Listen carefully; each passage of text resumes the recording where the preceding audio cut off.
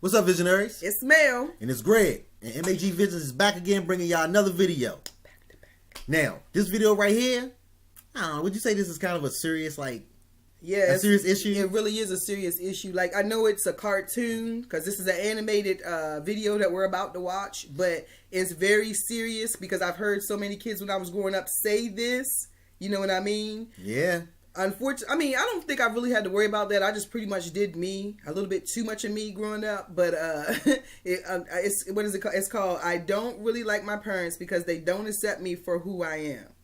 That's crazy. But a person like me, I don't really care what you think about me. You my parent, boss. I don't really care. Well, I don't have a boss, so He's his own boss. Yeah, so I don't really, think about too much about this subject right here, but for most people, it's like something, but I totally understand, because it could be like if it's a person that, if you're a gay person and you want to come out to your parents and they don't accept you for who you are, or if you're just plain different. Like, I grew up knowing I was different. I knew I didn't belong. Like, in the town that I grew up in, I knew that that wasn't going to be my what do you call it? my limit. Like, I was going to go past that. Yeah. Right. So, this video right here is called, I Don't Really Like My Parents Because They Don't Accept Me for Who I Am. So, before we get to the video, make sure I hit that subscribe button, make sure I leave a like on the video, and make sure I leave your comments down below. Thank you, guys. Let's go ahead and get to this video. I never really liked my parents. We butted heads on everything, from political to religious beliefs. I consider myself an atheist and very liberal. And I am also unapologetically gay. My parents were rather conservative Muslims and are also extremely homophobic. Oh, they're Muslims. I never was really public about my disagreements with them because I still wanted a roof over my head, food on the table, and money in my pocket. Because of that, I was able to forge a good but very artificial relationship with my parents. Yeah, they saw me as practically perfect, a good and trusting kid. Both of my parents had very noticeable flaws, however. My mom liked to hold grudges, was quick to judge, and loved to enforce gender roles. My mom adamantly believed that boys were supposed to do yard work and take out the trash, and that girls only belonged in the kitchen and were predestined to become subservient Muslim housewives. My father was so invested in his work that he neglected to form any bonds with his children. Oh no, my dad didn't do that. They would constantly belittle my four sisters by not allowing them to have friends outside of school, have phones, participate in extracurricular activities, That's weird. nor drive when they reached the legal age of 16. What? And then there's me. A couple years ago, I tried coming out to them. Not once, but twice. The first time, they begged me to date girls because they took my coming out as a threat. And it's not going to be time, real. I proceeded to fire a barrage of insults and false homophobic stereotypes about gay people, ranging from them being mentally ill to calling it a phase or choice.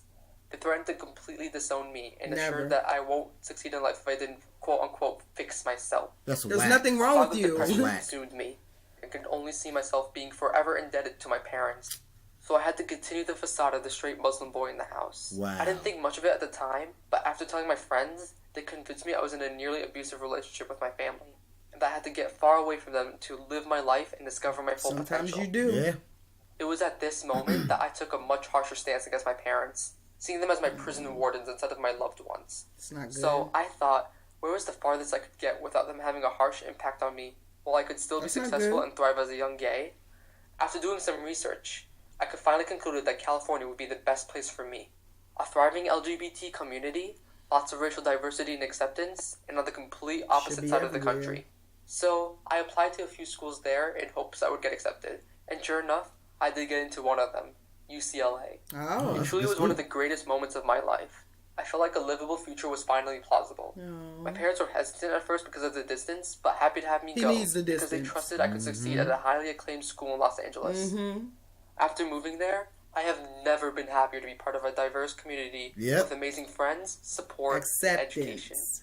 Although I have to come home every now and then to keep up my fake relationship, I am so relieved to be so strongly dissociated from that sinkhole I once called home. My next hope is that my sisters see and believe the truth about my parents and follow my footsteps and escape, so that they could live happy lives too. That's crazy. That's a sweet story. Like, you shouldn't have to like change who you are. And to be completely honest, and we're being crystal clear, our daughter, one of our daughters, is openly gay. Like, it's never been a problem. We knew she had a girlfriend. She went through a period of dating boys. She didn't like it. Fine. It didn't work for her. We don't judge people because we know and we understand. Hey, that's still my little baby.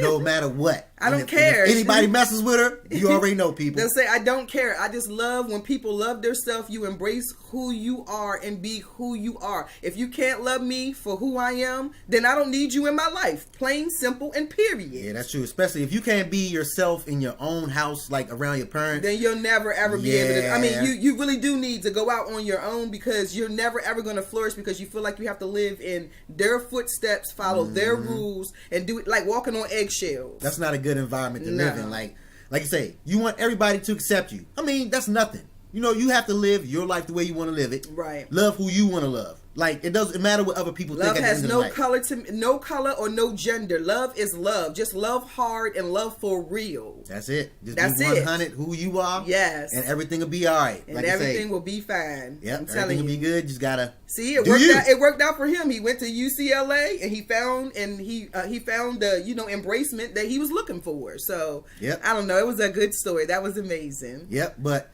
thank y'all for joining us for the video. Remember to like and subscribe and leave y'all comments down below. Thank you, guys. We out.